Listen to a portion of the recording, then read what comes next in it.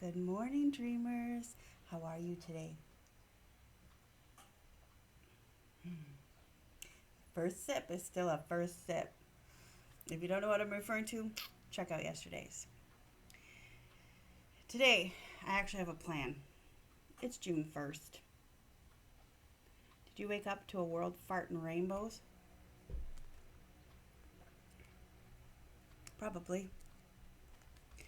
A lot of companies get on board trying to decorate their logos with rainbows, and they want you to think that they're just their minds are woken up and they are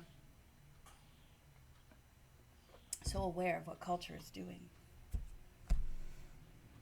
Sometimes it really bothers people. I see people putting posts up saying, I believe in staying out of people's business. Don't shove it down my throat. And I don't care if you are, just don't tell me that you are.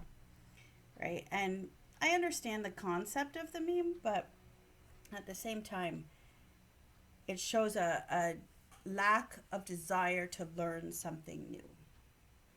And so I have a challenge for all of us. If you woke up in a world farting rainbows and that makes you uncomfortable or frustrated or why do they have to shove it in our face? I would challenge you to learn about the rainbow. In the Christian world, our ancient story of the rainbow is Noah.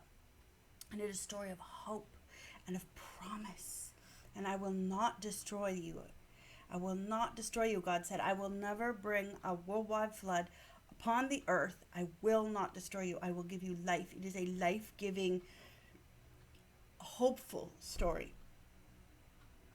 So when there was a marginalized group of people being silenced and squashed and suffocated, pushed out of the church, not welcome,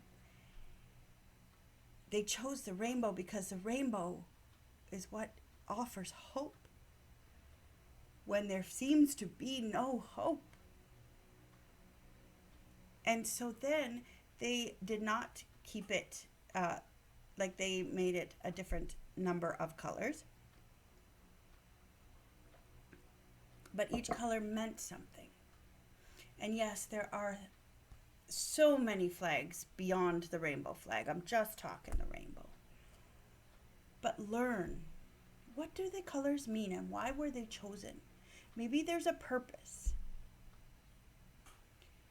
Learn. That's my challenge to us today. Instead of being, it's everywhere, as many in the church are. Learn. My very wise dad said, you will always find a book that tells you what you want to hear. And I think it was aimed at me that I will find a book that supports what I want to say to the world. But I took that comment and I was like, yeah, you know what? You're right. On any side of any issue, you will find a book that tells you what you want to hear. And my challenge this June is to pick up a book that you know will challenge you. It won't tell you what you want to hear. It won't. It will not tell you what you want to hear. And I challenge you to open your brains, open your minds, and your heart. Say, okay, God, what would Jesus do? What would he do? Because we don't have a clear answer to that, except that he sat with marginalized people. And we always get this, yeah, but. Yesterday I reposted a poem that I had written in 2019, and it was about Jesus sitting with the marginalized and holding the broken and loving people. And I got an instant, yeah, that's true, but I get it. I get it. We're not supposed to stay where we are. We're not supposed to, we're supposed to grow, become more Christ-like. I get it. The people stuck in these situations don't want to be there. It is not a choice, and I challenge you to figure that one out.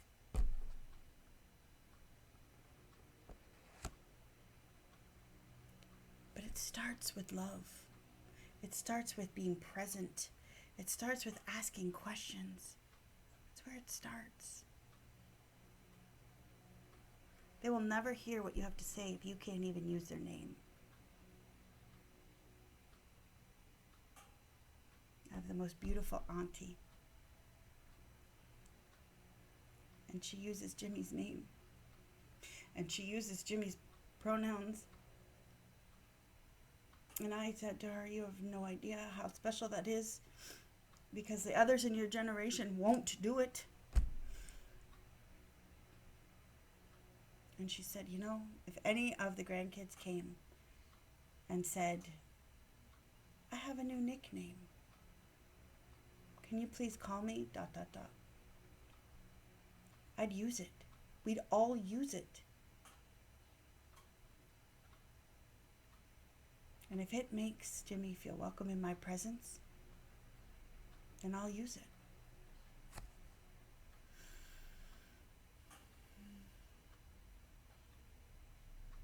And in a very small moment, I didn't feel like I had to walk a tightrope. Because I am that in-between generation, and I am the bridge between them. And man, it is a suspension bridge. And this bridge feels like she's going to snap. There are moments when I just, please see who is in front of you. But I can't. I can't scream it. Because everybody on other sides of the bridge are doing the best they can with what they've got. So I challenge you, get more. Get more. If you are in the rainbow community, read a book by somebody who isn't quite there yet. Listen to a podcast by somebody who's not quite there yet. Go talk to the people in your life that aren't quite there yet. Hear what they have to say. Honor where they are in the journey, in their spiritual walk with Jesus. Honor where they are. Don't look back with contempt. They're the ones that taught you Jesus in the first place. You know? Jonathan Martin said that. When the generation before us gets us to here, and that's as far as they can go, and we go here, never ever look back with contempt, because they came a lot further than the generation before them. And it's about their walk with Jesus. It's not about rainbows. If you're someone who just can't wrap your brain around it, I have 2 book suggestions for you for this month. Only just do one, but I have 2. Pick one of these. Torn by Justin Lee, or this one, Heavy Burdens, 7 Ways LGBTQ Christians Experience Harm in the Church by Bridget Rivera. The thing with this one, it stands on the premise that there are LGBTQ Christians in the church. You want them to stay in the church. You want them to have a place where they can grow and be who they are supposed to be and become the fullest, have the fullest abundant life. Her introduction comes from Matthew 23. For they preach but do not practice. They tie up heavy burdens hard to bear, and they lay them on people's shoulders. But they themselves are not willing to move them with their finger. Religious faith reduces the risk of suicide for virtually every American demographic except one, LGBTQ people. Generations of LGBTQ people have been alienated, condemned by Christian communities. Heavy Burdens helps Christians confront the ongoing effects of this legacy and empowers churches across the theological spectrum to navigate better paths forward. This book will not tell you what you want to hear. It doesn't tell me what I want to hear either. This book will challenge you. And maybe you'll see that the people who have left the church because of this issue are looking back with contempt, and it's actually a mirror of what they felt when they were in the church. They're just mirroring back the church's response to them. Contempt. So if you woke up in a world farting rainbows, don't look at it with contempt. Look at it with inquiry. Look at it with love. And say, hey, how can I learn? How can I know better? How can I do better? That's my challenge to us this month. And if you've got somebody close to you, do better. You might be the most affirming person ever, but look them in the eye and go, I honor the pain of your journey. I honor the work that you have done. So proud of you. That's why Pride Parades exist, because there was, well, you do the research. You figure out where pride came from, what happened at the Stonewall riots. That's our challenge this month.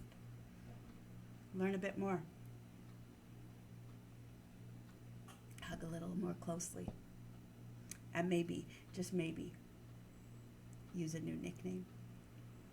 Know that I love you. I really, really do. Thanks for coming with me on this journey. I'll try to keep tomorrow's a lot shorter. Mwah. Bye.